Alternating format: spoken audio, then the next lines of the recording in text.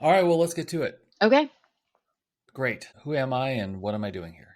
You are Matthew Oliphant, and you are interviewing me for your podcast. Right, that makes sense. Would you like to know who I am and what I'm doing here? I think that was the question I was supposed to ask. I apologize. Okay. No, it's cool. It's cool. This is only my 17th time doing this, so. You're also probably more used to asking neurotypicals questions, and they will answer the question that is intended instead of the question that is asked. I'm Cami Kaos, and I'm Have you here. seen the show? No, I told you I don't watch podcasts. Yeah, you shouldn't. Yeah. I know. I was telling someone the other day, they were like, I don't really watch podcasts. Sometimes I listen to them. I was like, I have a podcast and I don't listen or watch to them. Yeah, whatever. Yeah. I stand by it.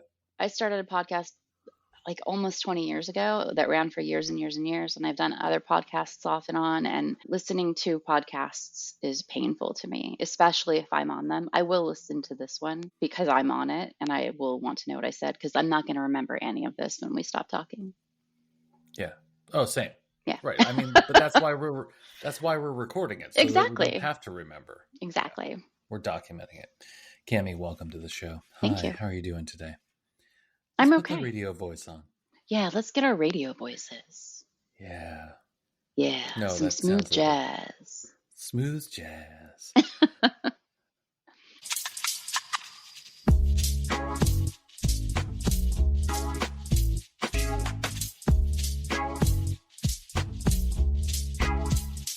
Yeah. So, I mean, let's be real here, people. Do you want to do this like old school podcast way or Matthew style? Matthew style, please. Great. We've been doing it this whole time. Fantastic. So that's convenient. So one of the things that brings you here today is you were told to come here. Yeah. We won't name names because that guy gets enough. He does. Screen time. What? But he told me in such he told me in a very not unusual way, I guess. The person said to me, hey, you need to talk to Matthew about his podcast. And I said, okay, because it's a trustworthy human. And so I reached out to you and said, hey, I was told to reach out to you about your podcast. And you said, great. You have done so. Yes. Good day. Yes. And then he was like, about what? And I was like, oh, I don't know the answer to that question. I was just told to reach out. And so I did. Yeah. And you did it well. And Thank I you. said kudos. Thank you. You did. I got accolades for the reaching out. After some additional conversation, we managed to decipher that the person thought that I needed to be a guest on Matthew's show. That's correct. And apparently he just gets to book people on whatever he wants to. So yeah. That's correct. Yeah. Okay. I work for that person. That person works for me, but yeah. Oh, so really I'm working for you. I'm the boss of the entire world. Mwah. Wouldn't that be great? No. No, I don't want the pressure of that. I don't want to be the boss of anyone, not even myself most of the time. I was thinking about this recently, and I think, and I'm saying this sort of in a snarky way, because that's my oeuvre, bailiwick. No. Yeah, the whole thing's going to be like this, people, so settle in. Disconnection. Yes. Thank you for labeling me. I'm not labeling you. I'm labeling us. I'm labeling your actions, not you. Is that the snarky sentence is something akin to the biggest con is that we should be acting like grown-ups. Agree. And I just the more time I spend being a grown-up, the more I realize that that's just total BS. I have been a grown-up for 38 years. 30 years of my life. Mm-hmm. I did not enjoy being a child. It was not a great experience for me. Same. Being an adult is better, but it's not because it's an adult. It's just because I'm no longer subject to the whims of every person on earth. And we don't have to get into anything that you don't want to get into or that I don't want to get into, but I'll project through a Okay. question. Let's label what I'm doing. When you were a kid, the childhood that you didn't enjoy, Hmm. was there an aspect to that where you were required, might not be the right word, but required to be a grown up as a Yeah. kid? Yeah. Latchkey kid all the Yeah. way. So from kindergarten, probably, I had my own Mhm. key to let myself in the house. My parents both worked in San Francisco later when I was a teenager. And so And you all, lived in Boston. and I lived in Boston. No, I was down Yeah. in a place called Yeah. Vacaville. So it was like at least a 90-minute to 3 hour commute for them every day. So I was just on my own and with my brother. And I moved so frequently, like every 3 years as a child, that I was just incredibly used to walking into a space and being like, okay, this is who I am. All of it was fake. It wasn't I had no Yeah. idea Yeah. who I was, but Yeah. I was able to walk into these spaces and just be like, hello, this is me. I am here. Let me run everything for you. And Mhm. that's been my coping mechanism my entire life. It's not healthy, in That's an case you wondered. interesting. No, I was. Uh, I mean, it's sort of like a combination of wondering it and living it, but yeah. Yeah. Um, yeah, I also probably kindergarten to first grade ish in that area.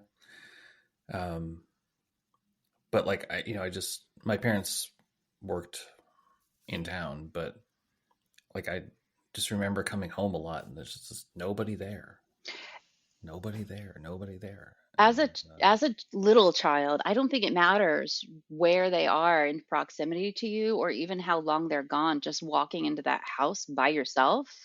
mhm. As an adult, I get nervous walking into a house by myself sometimes. I'm like, oh, what am I going to find? What's happening? I mean, I've got that ever present fear that I'm going to walk into a bathroom and then there's going to be a corpse in the shower or something.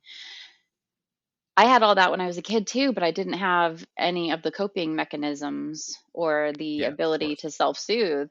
And so, yes, it was quite nightmarish. I think that there are kids from our generation that loved it. I know one. I mean, there were aspects that I loved. Yeah. There were aspects that were great then and looking back on it. Yeah. But it's sorry, we're having a classic Gen X We conversation here, we but are. like the number of times that I almost died all the way through high school, Yeah. and it's fine. I could not count those, and I am quite certain, though my daughter is a capable young woman, she would not have survived the 70s and 80s intact. No, kids these days are weak. Yeah. No, we Yeah, just we actually protected them a little too well. yeah, Yeah. yeah. So you mentioned a moment ago about coping mechanisms and self-soothing. I don't think you said strategies, but I'll say that word. I like the Did alliteration you? of it. It's my special interest. um, do you have those now? Yeah. Okay. But Yeah. let's put more labels on things. Uh I have autism Fair. and I have ADHD You are welcome in this space. and Just because you fit in yeah, so and a well. litany of other letters and words that Mhm. doctors and psychiatrists and counselors and therapists have tagged onto my identity over the years, some of which are kind of alleviated. They're like, oh, you're not this. You have autism. You have ADHD. We were wrong. We were wrong. But my entire life, I was just Mhm. considered very high strung, too emotional, unwilling to pay attention, difficult, uh, picky. Uh, yeah, those are But some. enough about me. Let's talk about you. Right. So, you were late diagnosed as well, or were you Yeah. diagnosed? Okay. So I was diagnosed in my 40s, first with ADHD. And this is, I am not an expert on ADHD or on autism. I've had them my entire life. I know very little about them except for what I have learned in my deep rabbit hole special interest once I was diagnosed. So when I was diagnosed with ADHD, I was like, oh my God, thank the heavens. Finally, we know what's going on with my brain. I thought Mhm. I just, I thought because I had been repeatedly told that I just had anxiety and panic disorder. And so the ADHD diagnosis was like this miracle weight off of my shoulders. And then my daughter said, Mom, I think you need to get screened for autism. And I was like, No, I've been diagnosed with ADHD. I can't be autistic too. And she was like, Yeah. You naive child. Just one thing, not Yeah. two things. And so I wound up talking to my psychiatrist, and I was like, Wait, so I can, it's not just the ADHD? And she's like, Oh, no, you need to talk to another diagnostics Mhm. psychiatrist for sure. And I was like, ugh. So months and months, and before you go through the testing, you go through the testing. You do all the tests online. You're interested, and I went into my diagnostic session convinced that I did not have autism and that I was exaggerating all of these pinpointed items that they have found in the lives of people that tell them you're Yeah. autistic. And I was like, I probably just do that because I think it's cool.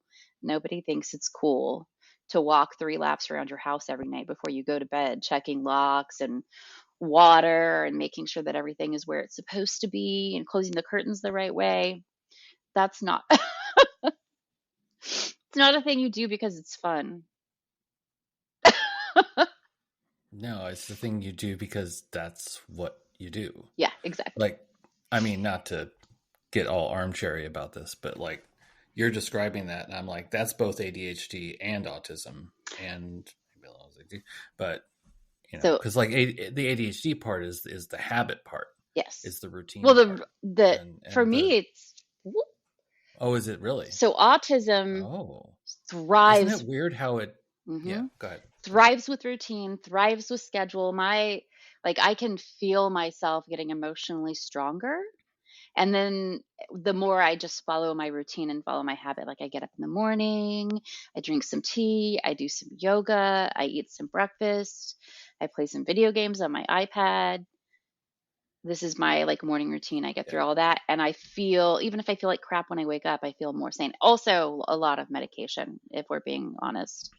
we are. I am, yeah, very highly medicated, and that feels great. But there's this little chaos demon in my brain, hence my last name, that just screams no.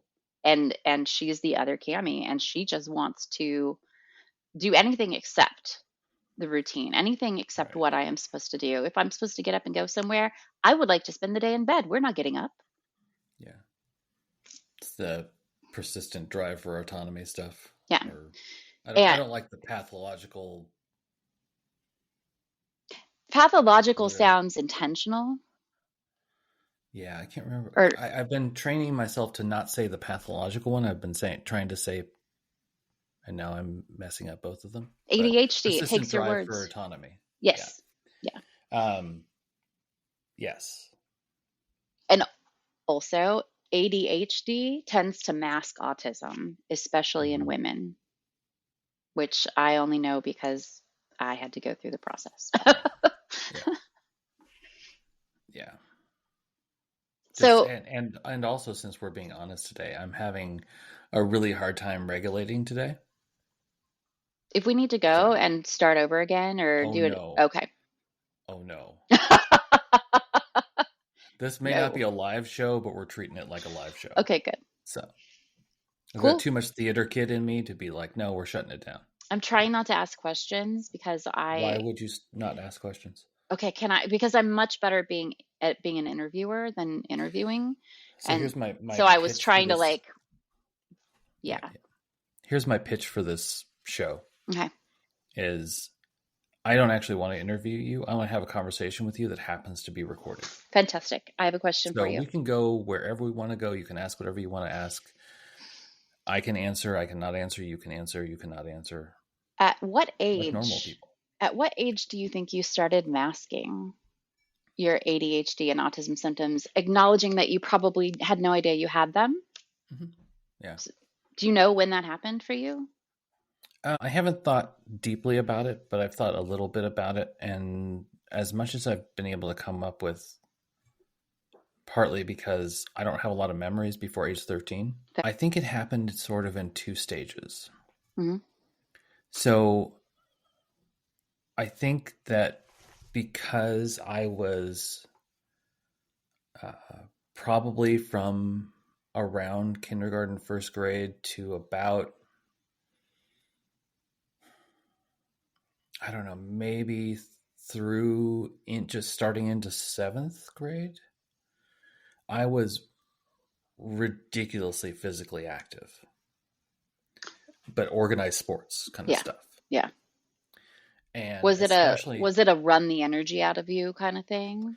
I think it was, and it worked. Yeah.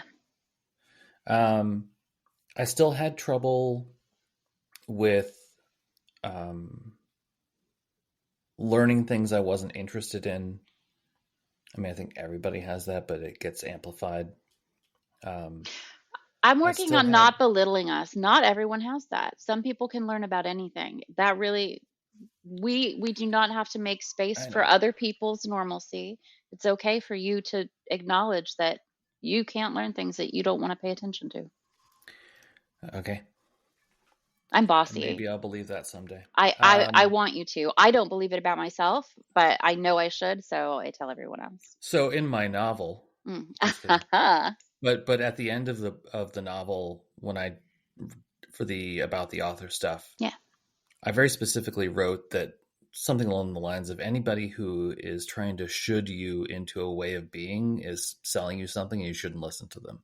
Shouldn't. But I feel like there's very few shoulds. Yeah. Like really. And lately I've been shoulding myself. I'm sorry. I guess. Yeah. And so that's why it's picking up. So 2 stages. It was, but during that first stage, definite persistent drive for autonomy. Mm-hmm. Did I say authority earlier? I didn't mean that. No, you said autonomy. Because I had a lot of problems with authority figures. Some of them were... It might be the same person. Were just like, hey, I just don't understand where you're coming from. Mm-hmm. All the way to, you're beating my head against the wall for spelling a word wrong. So it's like that spectrum of, hi kids today. How's school? Were you violently beaten by a teacher? No? Good job. They're not allowed to do that anymore. That's one of the nice things. They're not allowed to do that anymore. Yes. Yeah. I also have had that experience. But probably happens. But so I just learned and spent a lot of time really being, because I was alone and quiet a lot when I wasn't running, being very observant. Mm-hmm. And so I'd watch these interactions play out between adults. I'd watch them play out between adults and kids and just be like, it's all bullshit. Yeah. You all are bullshitting us. Mm-hmm. And then the second stage happened when I went to high school, and still not aware of it. But the high school I went to was weird. Weird how? You didn't have to go to class if you didn't want to. Was it like Montessori style or? No, I only have a passing familiarity with what Montessori is, but it was modeled after Summerhill in the UK. Okay.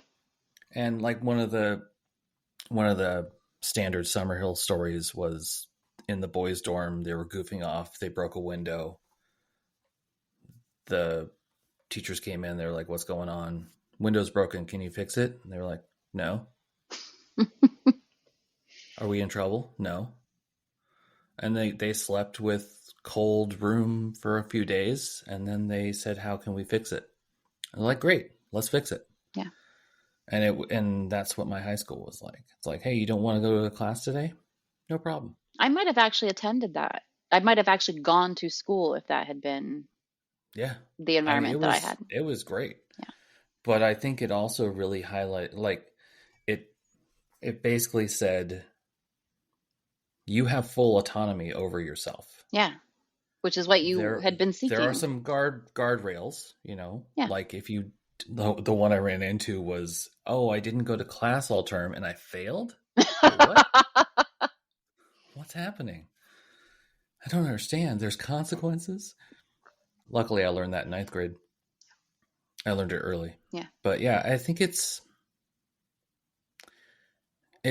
that was like the other end of the spectrum of dealing with systems and dealing with bureaucracy and organizations and trying to find a place in it. So I found a better place at that high school level. Was ninth grade middle school for you or high school for you? It was high school. Okay. Yeah, we were just 7 and 8 for middle school. I was too, but I understand they the question, changed though. they changed everything. They've changed it all since we were young. Yeah, it was better in the old. No, I'm just kidding. It was not. It was not. Yeah, so and then I guess now I'm in, fast forward 30 years or however old I am, and now I'm sort of in stage 3 of trying to figure this shit out. Yeah. And looking back over the rest of or the previous part of my life, I have these moments of like, oh, okay. Yeah, I understand why that relationship spiraled and crashed. Yeah. Yeah. Wow. My diagnosis also gave me a lot of input into some of my past relationships and a little bit more grace for some people who I had less grace for than I should have. Except for Gary. No, God, not Gary. Yeah, not Gary. Gary's the worst. I hope you, no, I don't actually. I do know a guy named Gary, and he is literally the worst. I love him so much. He's a former coworker, and he would agree that he's the worst. So Gary's just my go-to name for somebody. It's like Newman. Yeah, that works. Davia is my go-to. I need to make up a human. Oh, really? Okay. Yeah, Davia. Maybe I should be more abstract with my naming rather than. It comes from when I was like very young and in bars, and people would hit on me, and I would give them a fake name, and I would say I was from Estonia, and fake an Estonian accent. I had no idea what an Estonian accent sounded like, but I was in a bar and people were drunk, and it worked really well. I wouldn't do that now, but no. Davia from Estonia. Yeah. My go-to was being deaf, but recently deaf and learning. Okay, I was going to say, I always want to do that, but I'm afraid that someone who actually knows ASL, which I do not, will try to talk to me, and then I'm an asshole. And that is an asshole thing to do. But yeah, it's harder because then you have to not react when they throw something at you. So, but I only use that for like the people who I know are like, you're just here to be an asshole on this planet, and you get nothing from me. Yeah. So, but Gary, and specifically, this all went back to a talk I gave in Germany. Oh my goodness! International speaker Matthew Oliphant. Hey, we need someone to fill in 10 minutes here because of something. Could you do it, Matthew? I was like, okay. I wasn't actually invited, but the hotel that we stayed at it was kind of nice, and I didn't realize it. And it had these like 15-foot ceilings and floor to ceiling blackout curtains. Oh. And it was right next to the Bahnhof, the train station. Mm-hmm. So like it was nice to be able to cut out the city lights in Berlin. But the temperature control for the place had a light that didn't dim or turn off. And so it just lit up the room. And this is before you learned to travel with duct tape? Yes. Yeah. Yes, Gary. Gary's an ass. Yeah, and I think this is a long-winded segue of talking about surviving in tech with our brains, because not especially for me, there's this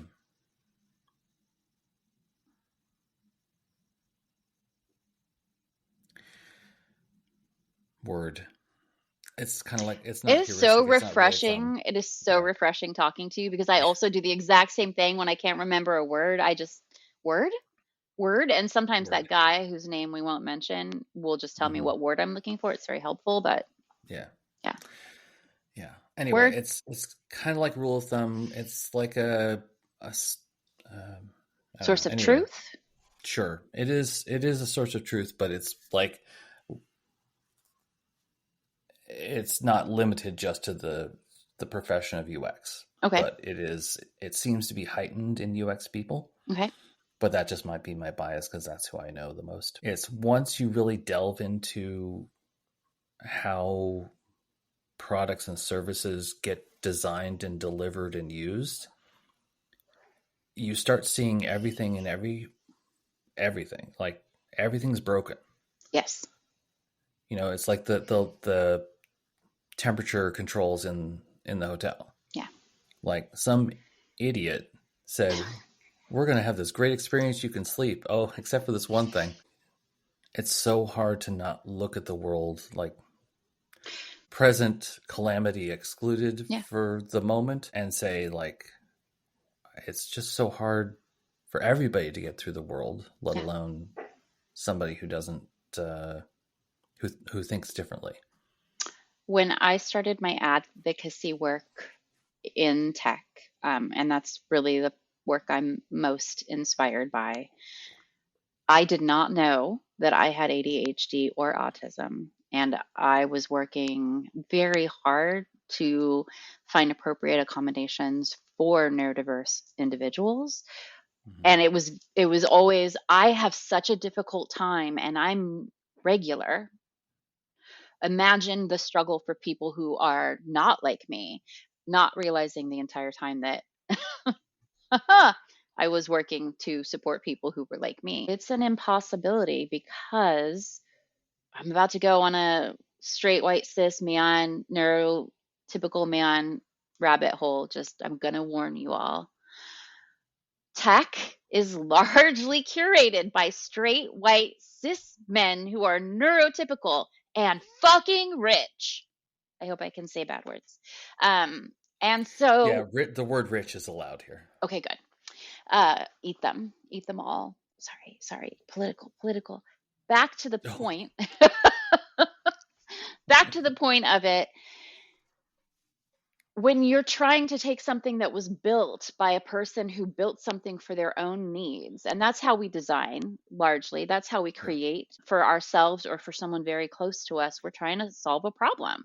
And when you're Mm-hmm. trying to solve a problem for a neurotypical person who is fully abled and the world feels like it was built for them, they're not going to notice they're not going to notice that that light is on and that it's going to keep us awake at night. They're not going to notice that underneath the sound of the fan and the air blowing and the humming, there's an electrical whine that is going to keep everybody who can hear it up at night. They're not aware that if they give instructions in this cute little way, that there are going to be people there left wondering what the fuck they're talking about. And it's deep. It's from the very foundation of these organizations, and we just continue to perpetuate it because those people who create those companies recommend more people for hire there, and they're like them, they look like them, they sound like them, they play like them, and then we Yeah. just this horrible cycle of hiring the same people over and over again. And AI is reinforcing it. If you haven't ever looked at AI in hiring, oh my god, I'm on a tangent, I'm just going to stop, but I love AI for certain things. AI in hiring is good for people who can afford an education or an editor who can do all of the SEO and fit all those fucking keywords into your resume. It is ridiculous. People are not actually looking for humanity right now, and it is very upsetting to me. All right. Well, we've run out of time. Um, Bye, everybody. yeah. Yeah, I think so. I'm going to put on my. This is a joke, very inside joke. Doesn't matter. I'm going to put on my empathy hat now. Okay. Um, there's an aspect of everything that you described, which from a lens, and this is my other thing is like never take advice from anybody, just seek perspectives. I like that. It's good advice. Thank you. There's an aspect of what you described which is totally fine. It's totally human to work to solve your own problems, and I'm not trying to make that. I'm not trying to make that. No, I know evil. you're not. Okay. I know you're not. I'm setting that foundation to build on. Work with me here, people. And there's an aspect of like, of course, you want to bring in the people who think like you because you think the way you think. I'll get there. Is the way the thinking has to happen to solve the problems, because that's the point of reference that you started from. And so it all makes sense. All right, so foundation. There's an aspect of what you're talking about that it doesn't negate or undermine that very human way of being, but I think the missing piece, and I'm going to leverage something I heard recently from Thomas Lennon. I think he's a comedian. Okay, I believe you. And it's trying to attribute correctly. Mm-hmm. He was talking about, like, he used a very extreme example, but he was talking about how, like, people don't correct other people anymore. It's true. Like, when you and I were kids, there was a lot of correcting going on. The method by which the correcting was done, not always great. Right. But nuh-uh. Oh, it was always great? Okay. No, that was how I was corrected often. Oh, I see.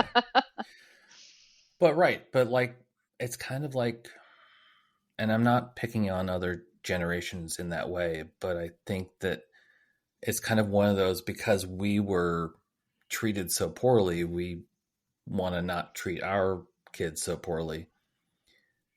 And then that sort of continues on, and we just don't call we overcorrected people on things. Yeah, we overcorrected. And I think there's an aspect to, like, why I think in a lot of ways Gen X is the silent generation, because we just got in so much trouble for trying to live. Yeah. And we just are tired of it. I think the biggest trouble I ever got into as a child was one time for lying, and I was not lying. Like, hand to something I find sacred, my iced tea. Mm-hmm. I was cornered up a tree by a boar. And that's why I was home late for dinner. Yeah. And I don't see kids these days finding themselves in that situation because we wouldn't let them. Yeah. So anyway, long story short, like, I understand how these people got to where they're at, right? Yes. Because the system's designed that way, and it makes it really easy to reinforce that system. Confirmation bias may have been a phrase. Yeah, and I think there's just not enough correcting going on. Yeah. I think it happens. Yes. But it's just not. People going unchecked. I mean, we've got people going unchecked is the primary issue in our country right now. We're not calling anyone on anything, and even when we do, oh well, let's see this other shiny, distracting thing over here. I'm not a fan of it.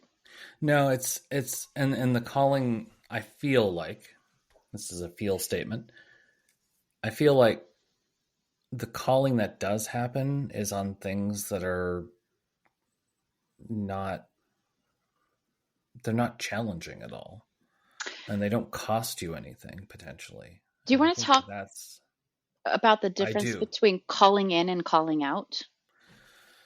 Yeah, all right. Okay.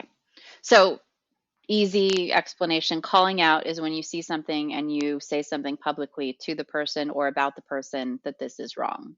Calling in is when you seek to have a private conversation to understand Yeah, what yeah, the yeah. person was saying and to work with them to fix it. Yeah.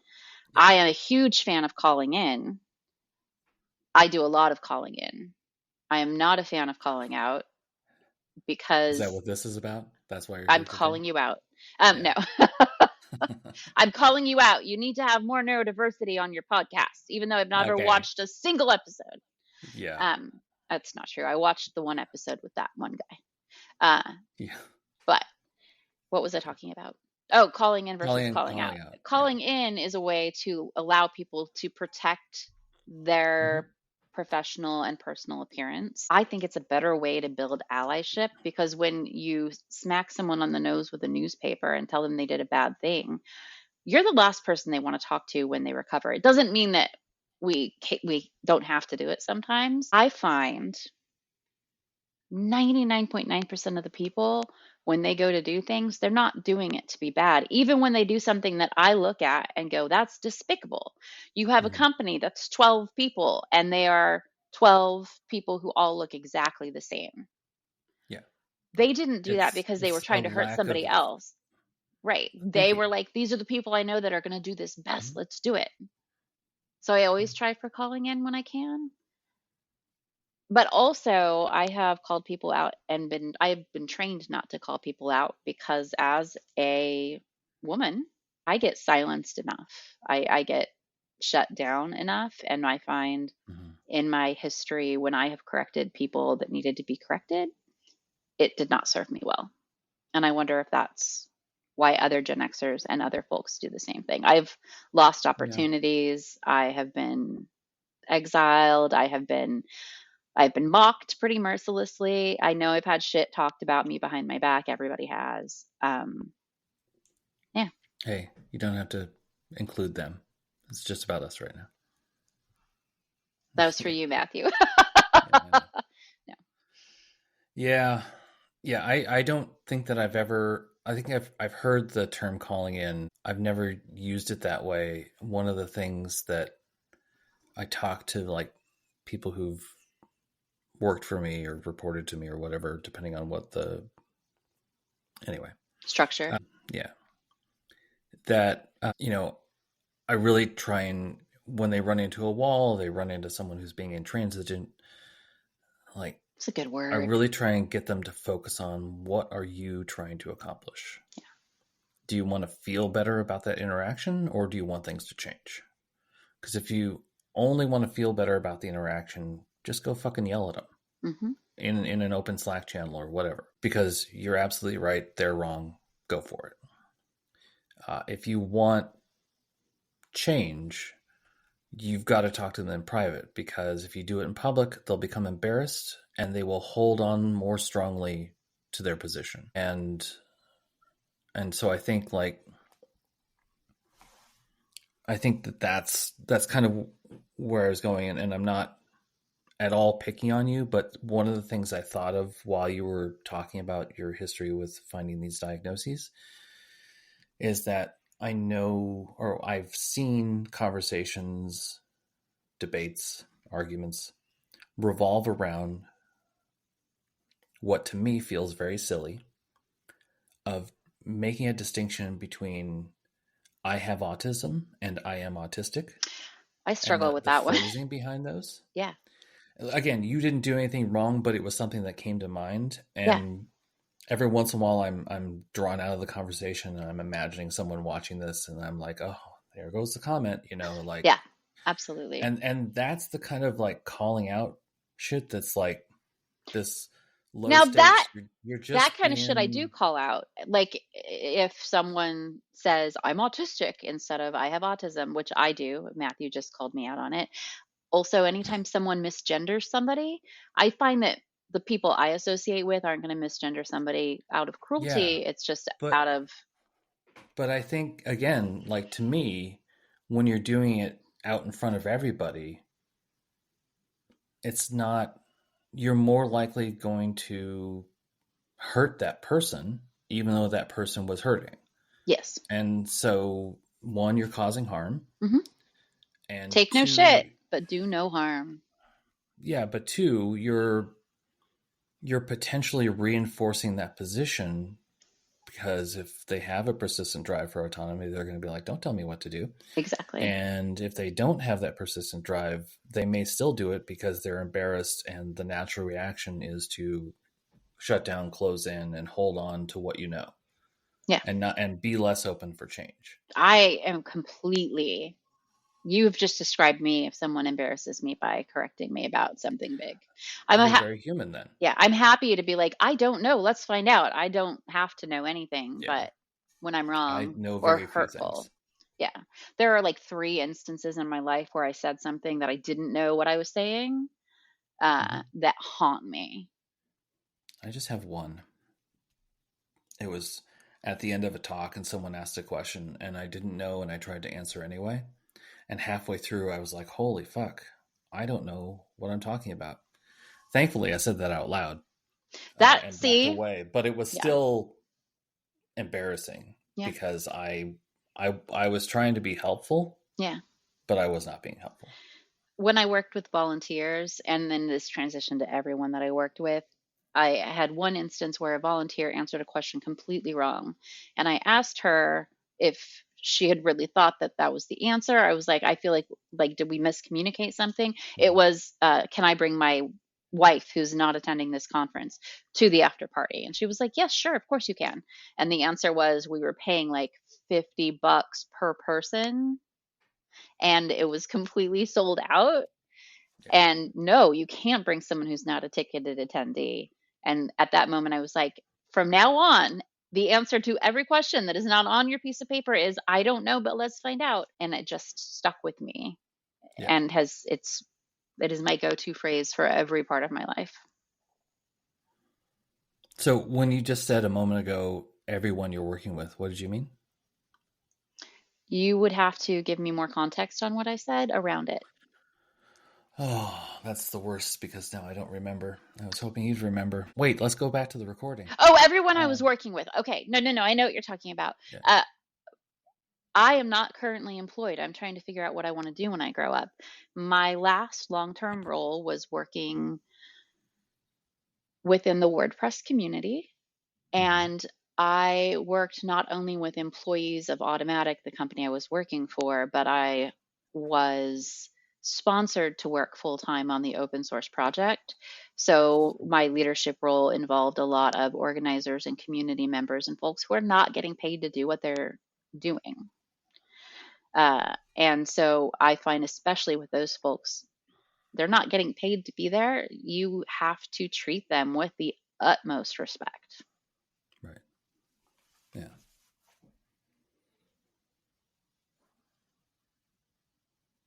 So only because you brought it up a little bit when we were typing back and forth. Burnout. Yes. Do Um, you want to talk about it or do you want to not talk about that? I don't want to talk about it. I will say All right. I got completely burnt out at my job, Mm-hmm. and then later discovered that I guess I will talk about it. I got burnt out. Don't have to. No, I want I can to. always cut this part out too. Okay. So. I was in a stressful situation at work and had been. I went on my first very long business trip since the pandemic overseas. And when I came home, I normally crashed after travel, but I came home and I went to bed, I think, for 3 days. Wow. I felt super sick. I was afraid I had COVID. I couldn't get in to see my doctor. I went in to see a different doctor. They were like, no, you don't have COVID, but you should rest and see your own doctor. So I went and saw my doctor, who promptly told me that I needed to take 2 weeks of medical leave because several systems of my body were shutting down, in addition to my brain being mush. Mm-hmm. And this led to a huge, long process that eventually led to the diagnosis of autism Mm-hmm. and ADHD, because it wasn't a nervous breakdown, it wasn't burnout, it was autistic burnout. Yeah. Uh, and I had, I'm still relearning some of what I know. I went back to work after 3 months. After 2 weeks, I went back to my doctor. My doctor said, "You're not going back to work." I wound up taking 3 months off with the paid care. I can't even remember the acronym, but the Family Emergency Health Care, FMLA. FMLA. Yeah. Yeah. Went back to work for a little while. Still couldn't function. And part of that was because I had boundaries in place now, and my boundaries were not functioning with my the environment I was working in had very much gone to, we want you to work 90 hours a week and kill yourself for us. I don't care how long it takes for you to get your work done, get it all done, and then get some more done. And I and I was having, no, I know, but I mean, I'm describing most startups right now. Actually, there's a job I applied for on which they asked if I was comfortable with the startup hustle. And I'm pretty sure my answer is why they rejected me, because I was like, I have been in and Are out you of fucking startup kidding me? hustle my entire life. I don't Yeah. hustle for the sake of hustle, and I won't make my Yeah. employees hustle either. That's right. Because there's no reason to hustle. Right. Really. So, yeah. So I had an autistic breakdown, an autistic burnout, and and serious depression probably went along with it. And I spent months in recovery, thankful for my family and my partner and my friends, some of whom I didn't speak to the entire time. I really went under a hill. I get it. And coming out the other side and not being beholden to some of what I was beholden to before, and understanding there's this, I hear a lot of this. When someone is diagnosed with autism, they suddenly act a lot more autistic. And I was That's like, right. no, that's not true. And then, yes, it's totally and completely true. But it's not because they're faking it. That's the thing. Like, people are like, you're faking the autism now. No, I just am suddenly aware that I have been, like, I've always known I had certain masks. One of them we call Barbie Cami, and that's who you're going to meet anytime you're at an event. If I'm talking to you like this, you're talking to Barbie Cami, and I can hold that personality for days. I have to Mm-hmm. for events, and then once it's over, complete crash out. But I didn't realize some of my other, like, you've got masks just for sitting on your couch if someone's on the phone with you. I mean, there was it let me understand that there was literally not a moment in my life that I was not masking. And as a person with intense empathy, there's often the misunderstanding that people with autism lack empathy. Some people with autism uh, We have too much. overload of Not too much, empathy. but yeah. I mean, It's weighty. it accounts for my depression and anxiety for most of my Yeah. life. You feel everyone else's feelings. So yeah, it was just it's amazing to sit down and tear away the parts of your personality that aren't you. Mm-hmm. And I also got to look back. People were like, "Oh, you can make eye contact. You shake hands." When I was in eighth grade, ninth grade, my father made me take a public speaking class. I was super into drama and theater, as I think you Mm-hmm. were. Mm-hmm. And my dad was like, "That's fine, but if you're going to do that, you need to learn how to be yourself on stage." And that was the dumbest thing I'd ever heard. But I did. I took the class, and it was great, and I Mm-hmm. excelled in it. And I was not myself at any point ever. It just gave me this very helpful new mask that I've used in my entire adult life to talk to people, to shake hands, to make eye contact with people, even though I don't want to. I went to an event the other day, and it was the first event that I went to where I was like, let's just see. I wasn't running it. It was like a flash mob for small business, and I Oh, is just the Ankeny Alley. Hank in the Alley one? Yeah. Yeah. Yeah. And we sat outside of Shanghai Tunnel, and I didn't really talk to people, and I didn't really look at people, and I just listened and sat, and occasionally would point out something that was needed. And I left that event not stressed out and completely relaxed, and very aware that I had made some people who don't know me uncomfortable. And Yeah. it took everything, every ounce of me not to be like, I'm not rude, I'm autistic, I have autism, I need to correct my language skills. It takes every ounce of me not to tell people why I'm being weird. They don't need to know why I'm being weird. They might not even not be paying enough attention to me to think I'm weird. Yeah. But when they look at me funny, I can tell. Yeah. When you give me a funny look, I know. Yeah. I have host Matthew and guest Matthew. That's how I put it. Nice. And if I'm running an event, I'm actually okay. Largely because I can be like, you know what? I have to go do a thing because I'm the host. We'll catch up later. And I can Exactly the exit same. that way. Yeah. When I'm guest Matthew, I've never, well, not never, but I've rarely brought host Matthew as a guest. Mm-hmm. Like, for decades, I won't shake people's hands because I don't see the point in it. We don't need to touch. I also, and I've said this before on the show, like this has come up a couple times, but like I go in the men's bathroom and I see what the men do in there and what they don't do on the way out. Like, no, I'm not going to shake your hand. Yeah. No one should be shaking a man's hand. Hashtag not all men, but too many men. Yeah. And I would just get so much shit for it from people I even knew. Yeah. Like, oh, come on, give me a hug then. Like, fucking hell, man. Let's talk about the hugging. We don't need to touch.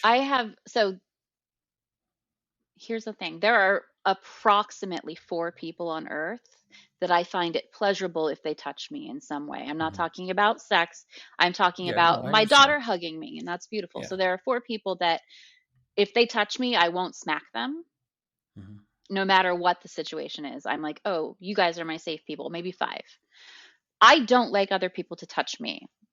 Event Cami is a hugger, and I don't like it, but I don't want to hurt people's feelings. So every time someone asks to hug me, I'm like, sure.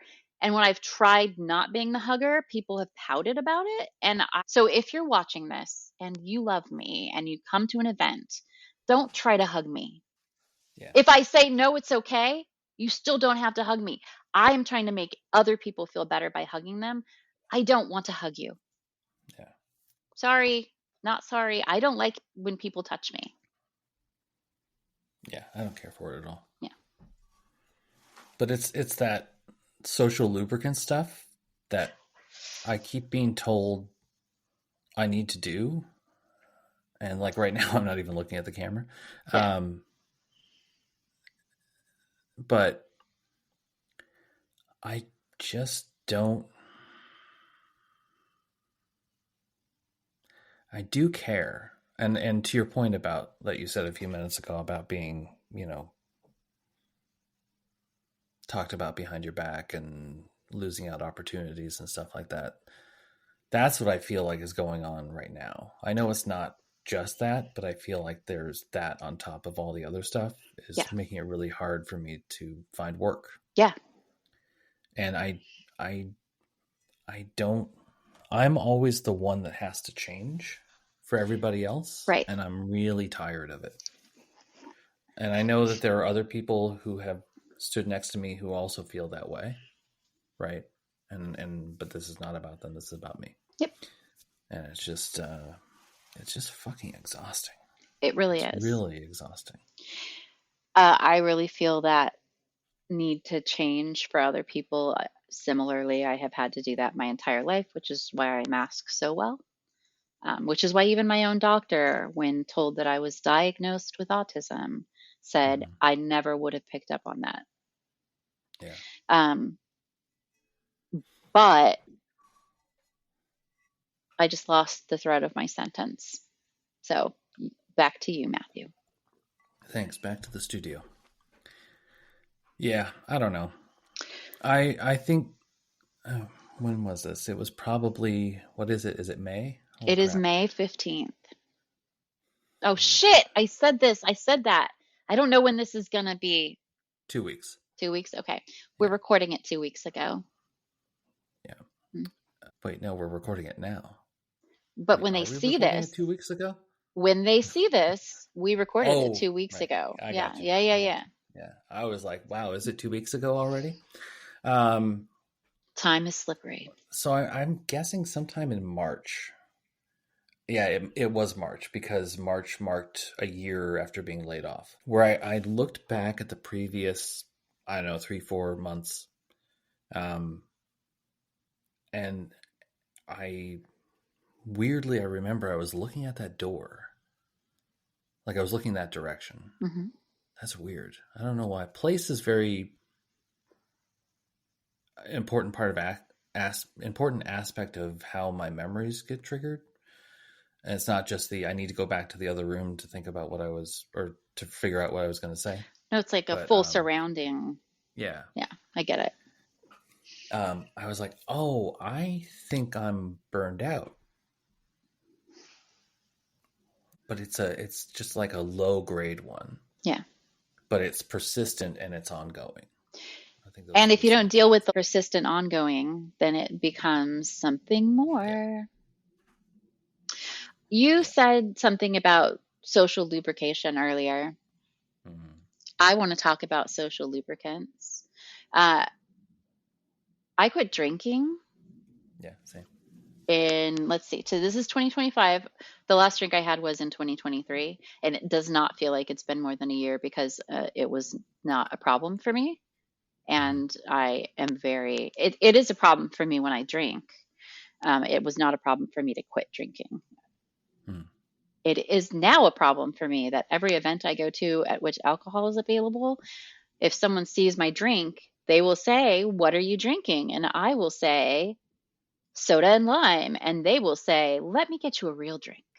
And I will say, "This is a real drink."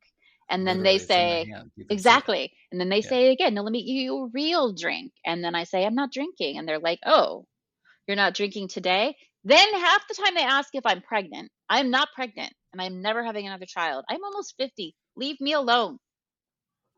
Sorry. uh, or like they just want to have this long, and I want to start, or they ask why don't you drink? And I want to start asking people, why do you drink? Yeah. Like, I know why I was drinking. It was social lubricant, it was self-medication, my anxiety, my nerves. I don't want to be around people. How did you use alcohol before quitting to control how you are perceived or how you respond to others in social situations? So I would say mostly I didn't. Nice. There, every once in a while, I can think of a couple times where, like, because I didn't, I still don't like not drink, but I Hmm. have probably the equivalent of a 6 pack of beer a year. Yeah, Uh, Sometimes we'll go to like Breakside or something, and I'll get like a little 4 ounce thing of a beer to little have with taster. the meal. Yeah. Hmm. But mostly I just don't. Sometimes I will have like gotten a beer, had a couple sips, but then I just hold it Hmm. so that no one bothers me. Yes, I've seriously considered just getting a cider and walking around with it for that reason, but Yeah. yeah. But like I would say mostly because I've always been like on this full disclosure, I'm addicted to sugar. Me Um, too. but I've always really looked down my nose at people who do drugs, and especially in high school, but also like drinking to excess. And I think that that's just sort of carried through my life, where I just have this distance between me and intoxicants. There have been times when I've been drunk, do not care for it. But yeah, it's mostly I just don't do it anymore. And I think it really started probably in 2016 to really start like pushing out my barriers a bit Hmm. more, and just having lines I'm not crossing. And it is I don't want to say detrimental, but it really makes life a lot less convenient. Say more. In So probably in, oh, it was in 2020 when everything shut down, and there was definitely no work. I had looked back on the previous 4 years. I mean, no, maybe it was 2022 by then, because it was 6 years I was looking over. Yeah, because I was looking over the past 6 years of my running my business, and I looked at all the work that tried to come in, but that I said no to because it didn't align with what I cared about. Mm-hmm. Like I'd have to do too much rationalization to say yes for me. Yeah. And then I went through and I said, all right, if I had said yes to it and I said, here's what I'm bidding for this, and they said yes, how much would that money add up to? And it's like close to $1 million of revenue. Yeah. Doesn't mean that's what I would keep, because Right. I'd have to hire people to help me on stuff. But right. And taxes. And taxes and stuff. But just straight up revenue. Yeah. And then I looked at, because yeah, that's right. Because I took the emergency loan from the government to keep things going. Mm-hmm. Small business, something. Yeah. And I was like, I wouldn't have to do this if I had taken that money from those projects. Yeah. And even now, it's been three more days. It's 14 months of no revenue. And there's a couple things that try to come in. I'm just like, I can't help you sell more plastic. Yeah. And it's like, okay, but if I took that money, it would keep us in a house for 2 extra months. Yeah. And I'm like, no. And hope that it works out. Before I left my last job, my therapist had made it incredibly clear that a lot of the problems I was struggling with were that my work environment was incongruous with my moral code. Yeah. And she was completely right. So right. Not all tech. Not all tech, but too much tech. Yeah. Yeah. Very much. Yeah. I don't even know if I have a point in all that, but I guess the point is, like, the social lubricant stuff. Like, I don't partake. Handshaking, I get weird looks still. Even now, I'm like, you realize what we've been through for the past 5 years, and is still technically ongoing. Yeah. I'm amazed when people don't think it's no. We're done with that. No, we're not. Sorry. Fewer people are dying, but people are still dying. Exactly. Yeah. I was raised in a family in which I've just lost my last fidget toy from the couch because it rolled away. You get it. No, I'm okay. I've got scrunchies. You don't have to mask. Scrunchies.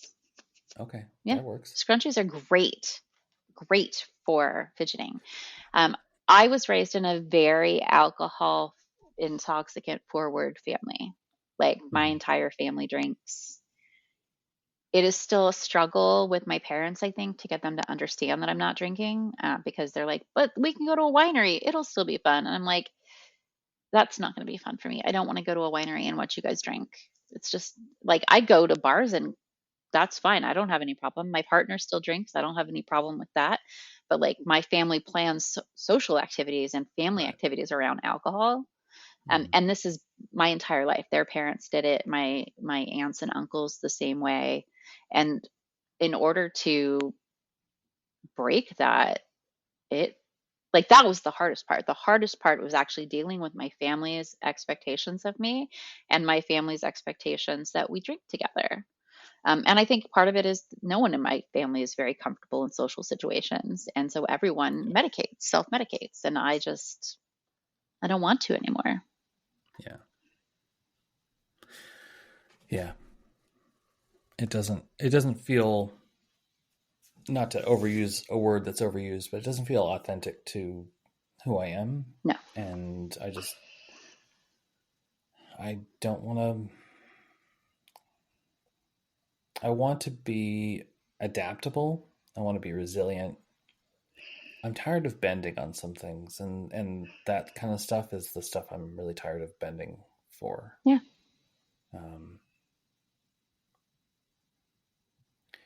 So is there a Venn diagram that Cami can sit in the middle of where work environment and morals? I think there is. There's an amazing company that I recently met one of the founders of. And this is the thing with startups. Startups are small, they don't have a lot of money, and I would love to work with them. And I'm trying to figure out a way to make that work because it hits the perfect Venn diagram of my passions and humanity and intersectionalism and DEI and feminist power, and my operations and community skills. So I think that there really is. I just think it's a rare opportunity and something more that we have to make for ourselves. Every job I've ever had that was comfortable for me was something that I made it for myself, not something that someone else told me to do. Yeah. I wonder if that's true for me. I'm just everything where it was like really strict and rigid, I hated. And I'm thinking like Yeah. when I used to work for an interior design firm, and first I was their receptionist, and then I was the secretary, and then I did all of their documents, and then they made me the librarian of their samples because they were like, wait, Cami, you can organize all of these different kinds of samples and make them make sense. It was And like you were a like, it was a duh. dream come true for me, really. I was like carpet, wallpaper, fabric, paint, flooring, countertop. It really was a dream come true. All of these beautiful colors and textures and different weights of everything and chair samples and yeah, I mean, I was just like, yes, this is a mess. I already organized it. If you want that to be my job, done. And then the first startup I ever worked for, I wound up being the owner's boss, the founder's boss, because he didn't really like doing his work. But Mhm. So let me ask you this, and this is my way of putting it, but do you often find yourself end up or find yourself in situations where all of a sudden you realize, oh, I'm in charge, yes, and you don't know exactly, like you may be able to look back, but like there's a way at of the looking at moment like, you're like, wait, how the, how, where did like, this how come? am I in charge? Yeah, yes, frequently, I've frequently in had my that life. so much, and it often ends, and often why it falls apart is like I end up in these situations where I'm in charge, but ultimately I don't have any authority to make the changes that are Ex- necessary. exactly. Yeah, Yeah. yeah. Uh, oh, yes, that has been a problem with me. And everyone looks to you as though you have the authority Hmm. because you're so confident that your method or your plan or that you're doing is correct. But yeah, I have found myself in that So position weird. many, many times. And I still don't know exactly what about me makes it happen, but I suspect that it's language confusion. I suspect that there's How we've do you just mean? so when let's take a person with autism versus a person with a neurotypical brain. Okay. If I want you to take on a project, I would say, Matthew, this project is perfect for you. Will you lead it? Uh-huh. If a person without autism wants you to take on the project, Hmm. they're going to talk about it and hint at it. And they're going to be like, it's too bad that we don't have anyone who's taking care of this. And you're just trying to help out. And they're telling you that you're in charge, but they're never saying you're in charge. And they're certainly not giving you the authority. And I wonder if that's what I mean by communication. I wonder if I they see what you mean. think they're telling us, but they're not actually telling us. Yeah. Maybe that's, yeah. Yeah. I think it's there. Yeah. Several thoughts are trying to get out at the same time. I'm thinking of experiences where like this goes back to my what I said earlier about like there isn't like hustle is bullshit because I'm much more of the let's be calm, let's look at this, let's let things be a little weird for a bit and understand why it's weird. Yeah. And then once we have that understanding, we know where to act that is going to have the most impact. Yeah.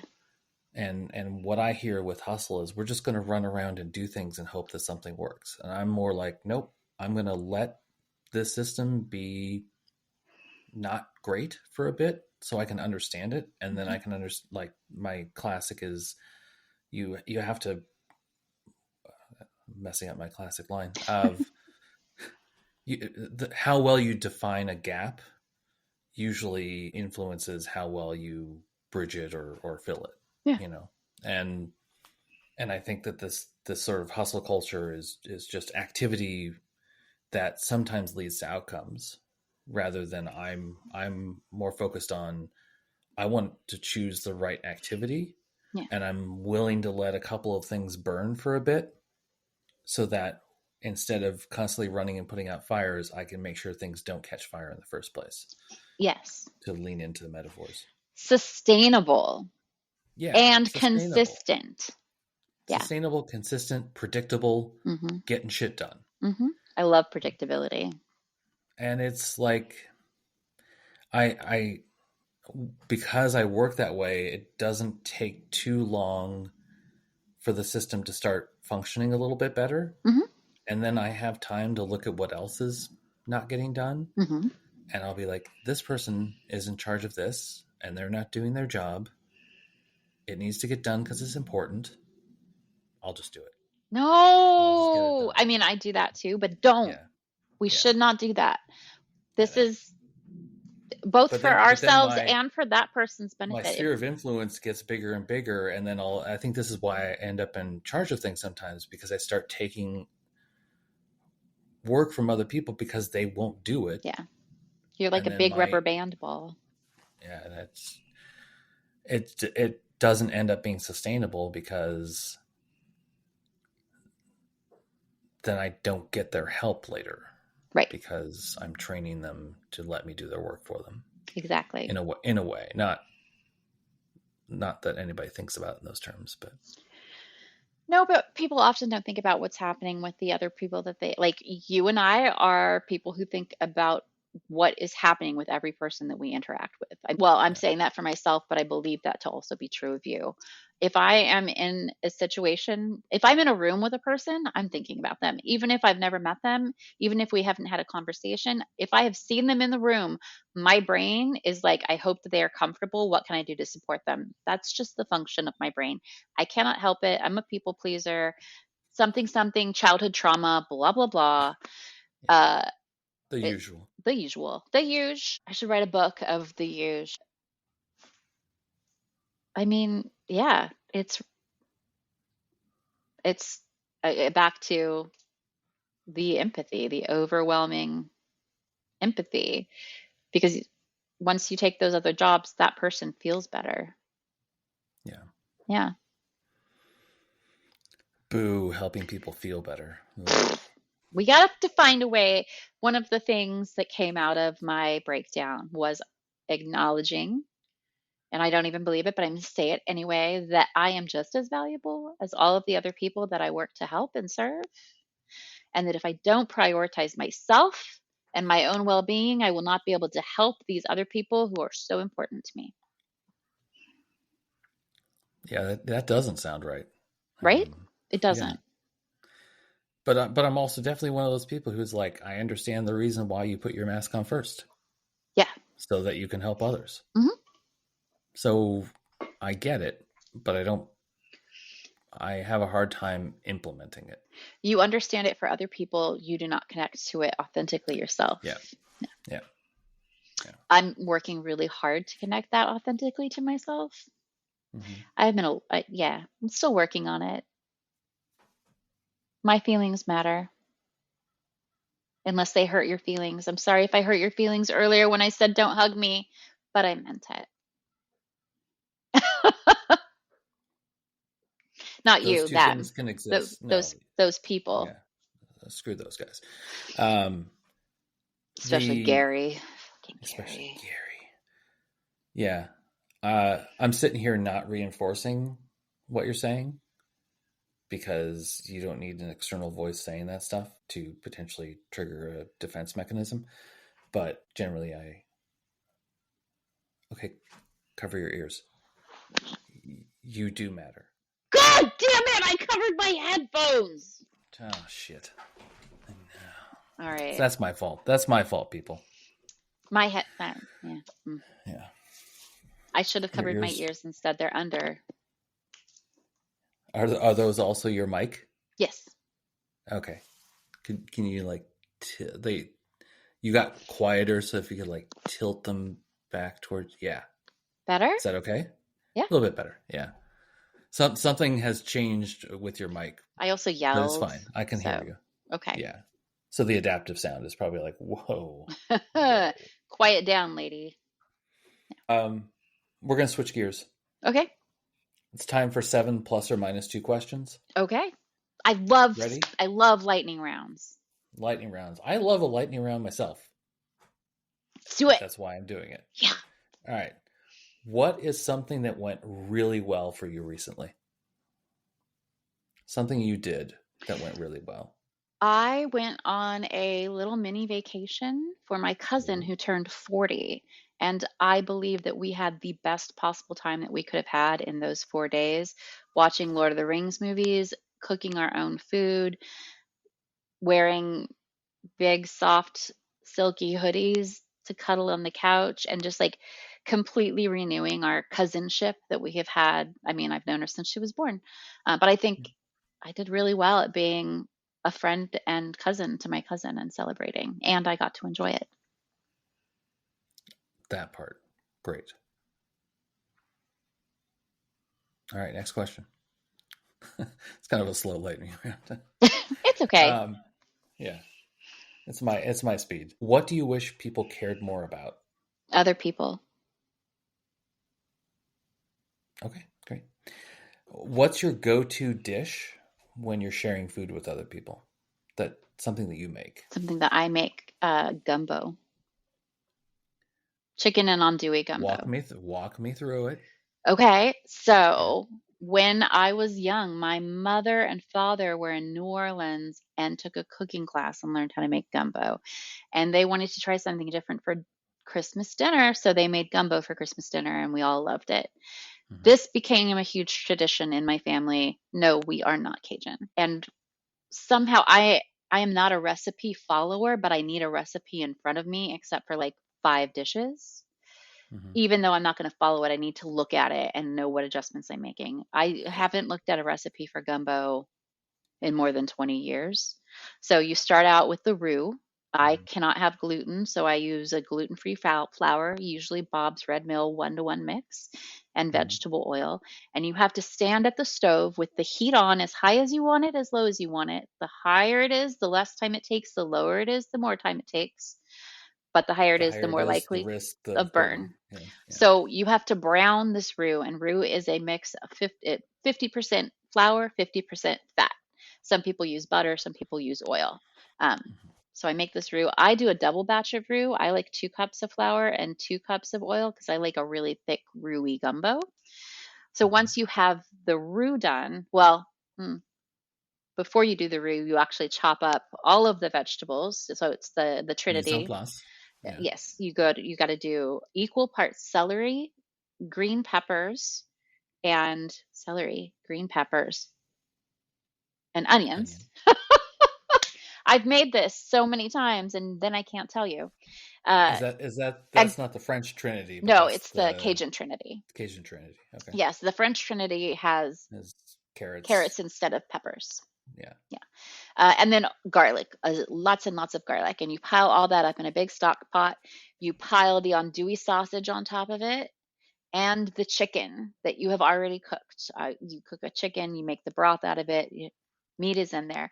And then now you've got the roux ready. You pour the roux on top of the gumbo, all of the garlic and beautiful stuff. And then you continue to cook that big pot without the liquid in it, just to kind of soften everything up, wilt it, and get it really well coated in the roux. And then you pour this giant chicken stock that you've made into the gumbo, and you let it cook for hours. It is better the next day. It Yeah. is perfect over a cup of rice. It is one of those things that you can feed an entire army with it. And it is just so comforting. And I just feel like it expresses love. It makes me feel like I am giving love to the person who's eating it. Mm-hmm. Right on. I've never made gumbo before, so It's super fun. yeah. If you decide to do it, I'm happy to walk you through it. You got to get the good andouille. The good andouille. Okay. So the good andouille, I mean, Explain. you can get passable andouille here in Portland, but if you want the good andouille, the Mm-hmm. andouille is primarily what flavors this gumbo. So if you want to get the good andouille, you have to order it from Jacob's in New Orleans, and they will dry ice and ship it to you. Hmm. Do you brown it first, or does it just go in? No, I cut it lengthwise and then chop it up Mm-hmm. into little pieces, pop it Yeah. in there, pull the skin off of Bite-sized it. pieces. Yeah. Yeah. Okay. Yeah, when my daughter is eating with us, I do bigger pieces so that she can pull the andouille out because she's not a fan. She Mm-hmm. likes the soup, but not the sausage texture. My daughter has autism I as get that. well. uh, That's why I and don't. Part of the reason I don't like avocado. talk to me about peas. Do you like peas? I am pro pea Okay. for sure. I couldn't eat peas most I of don't my like life mushy because peas. I'm the opposite. Peas are too round. I don't like them in my mouth. They don't feel like they Mm. should be in there. But if I mash them, it's acceptable to I me. like the pop. I like the pop The when it's a pop. boba, which is funny, but the pea, I can't I handle the don't like pop. boba. Hmm, No. such All right, this weirdos. conversation's over. All right, All right. likes peas. Next question. Let's move on for the sake of everything. Um, and I should have prefaced all this by saying there's no guardrails to any of these questions. You Okay, can answer to however you want, I will and you continue to don't do have to so. answer. What is the business value of empathy? What is the actual business value of empathy, or what is the perceived business value of empathy? Because the spectrum is huge. The business value of empathy is priceless. People do not understand that any business you're in, you're doing business with a person. I especially want people in tech organizations to understand this. Just because all you're touching is technology doesn't mean it's not for people. So if you don't have empathy baked into your business model, you need to find a way because you're probably a complete asshole and you're probably not doing good things for the world. So the perceived value of it is nothing. The actual value of it is everything. And that is the correct answer. Thank Oh, you. thank you. All right. Woo. Next question. Waving at flaggers, yes or no? Flaggers like construction flaggers? Yes, at the ones that let us pass. Like when Mm-hmm. they're telling us to go, I wave at them. But I don't usually wave at the ones that are just standing there unless they look extra grumpy and like a big bear. And then I do because it is silly and I like seeing big grumpy dudes smile for no reason at all. Probably an OnlyFans there. Um, the yeah, the reason why for this, I'm kind of when I get bored asking questions, I change up the questions, Mhm. and that's kind of how I'm defining seasons of sorts with this. I was doing that Um, with the mildly interesting people. Rick and I were doing a podcast for a while, mhm, and I did a lightning question round. And yeah, yeah, yeah. but I one day we were on 33rd in Northeast, and there was some construction going on, and I noticed the people coming. One person out of I don't know, maybe 15 cars or something waved at the flagger. Everybody else didn't wave, and I'm like, Rude. why? What? That That just is. seems so foreign to me. I also say thank you when cars let me cross the street as a pedestrian, whether they can hear me or not. I always say thank Right? you because that's Yeah, what you do because when you're. someone. Yeah, it's. I'm convinced that it's energy is better spent rewarding good behavior, and this kind of goes back to my maybe we should be correcting people. I don't know. Maybe I'm split on this, but we should be rewarding good behavior. Yeah, You know. So I don't know. Maybe I need to punitive think more shit about that. sucks. It really tends not to work. Yeah. All right. Last question. imagine it's a year from now. What do you hope to not be carrying anymore? The weight of unemployment. Have I answered All all right. of the questions to your That's it. satisfaction? All right. Goodbye, everybody. Good night, everybody. Let's stop talking.